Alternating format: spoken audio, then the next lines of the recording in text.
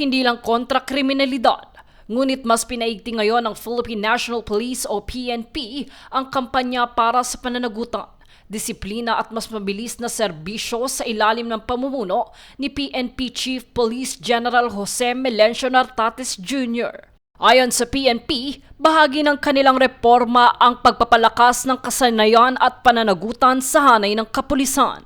Isa sa mga binigyan diin ng organisasyon ang pag-aresto sa dating pulis na sangkot sa kaso ng pagdukot at pagpatay sa South Korean businessman. Dito inihayag ng PNP na walang ranggo o dating posisyon ang maaaring maging panangga laban sa batas. Kasabay nito, mahigit 1,500 tauhan ng PNP ang napatawan ng iba't ibang administrative sanctions nitong mga nakaraang buwan. Kabilang dito ang daang-daang pulis na tinanggal sa serbisyo bilang bahagi ng internal cleansing program ng organisasyon. Sa kampanya naman laban sa illegal na droga, binigyang pansin din ng PNP ang pagkakahatol sa isang Canadian national na sangkot umano sa mahigit 1 toneladang hinihinalang shabu na nasamsam sa Batangas. Samantala, tumulong din ang libo-libong pulis sa search and rescue operations at pagbabantay sa evacuation centers matapos ang magnitude 7.8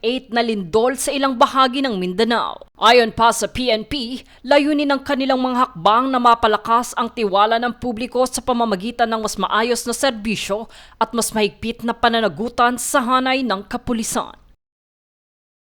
Jade Buhoy, nag-uulat para sa Golden Nation Network.